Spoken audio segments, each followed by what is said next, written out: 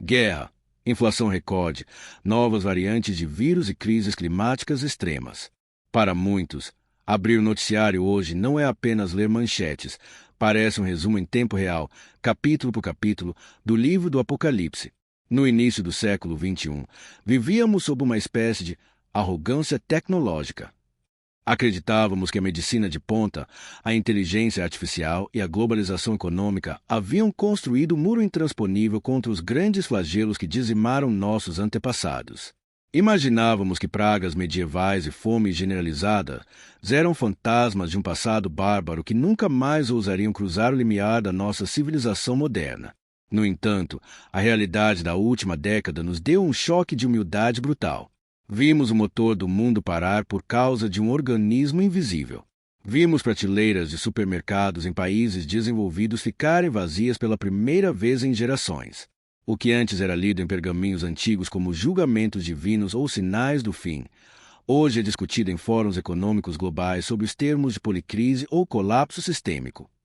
A linguagem mudou, mas o fenômeno parece ser o mesmo.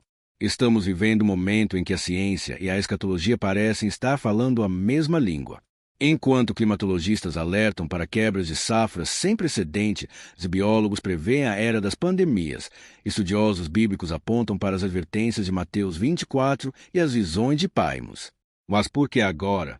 Por que esses eventos estão convergindo com tanta intensidade justamente quando achávamos que tínhamos o controle total sobre a natureza?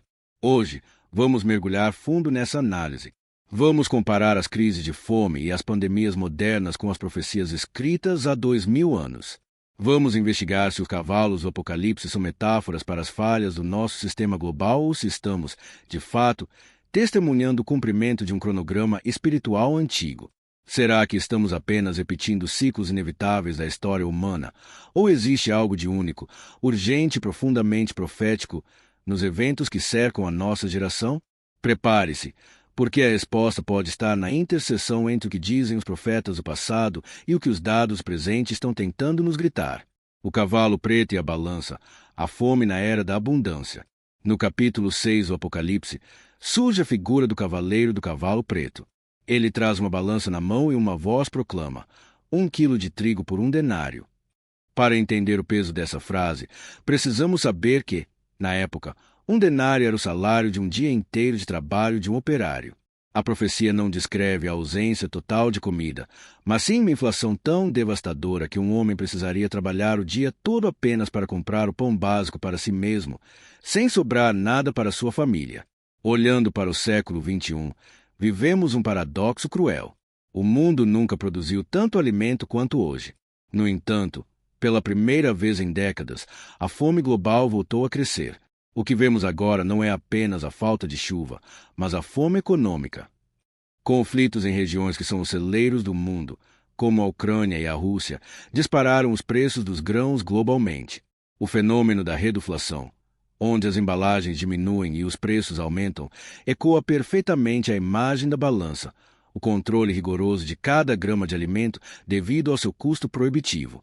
A profecia da escassez em meio à existência do produto é a fotografia exata da nossa crise logística e econômica atual.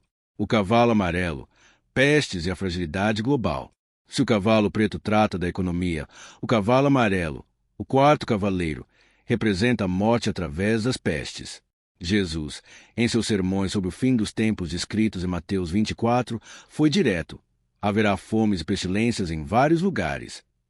Até pouco tempo atrás, achávamos que as grandes epidemias eram coisa de livros de história, como a peste negra ou a gripe espanhola. Mas o ano de 2020 mudou essa percepção permanentemente. A Covid-19 demonstrou que a nossa maior força, a conexão global, é também nossa maior fraqueza biológica. Um vírus que surge em um mercado local pode paralisar o planeta em semanas. Além dos vírus, enfrentamos hoje pragas biológicas em escalas bíblicas. Recentemente, nuvens de gafanhotos com bilhões de insetos devastaram colheitas inteiras na África e no Oriente Médio, as maiores em 70 anos.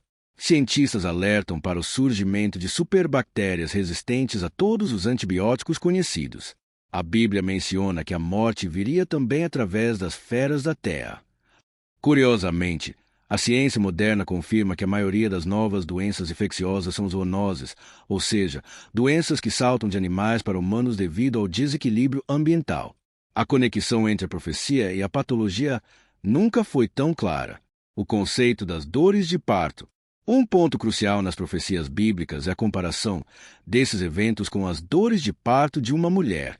Uma característica das contrações de parto é que elas não acontecem uma única vez. Elas se tornam mais frequentes e mais intensas à medida que o nascimento se aproxima.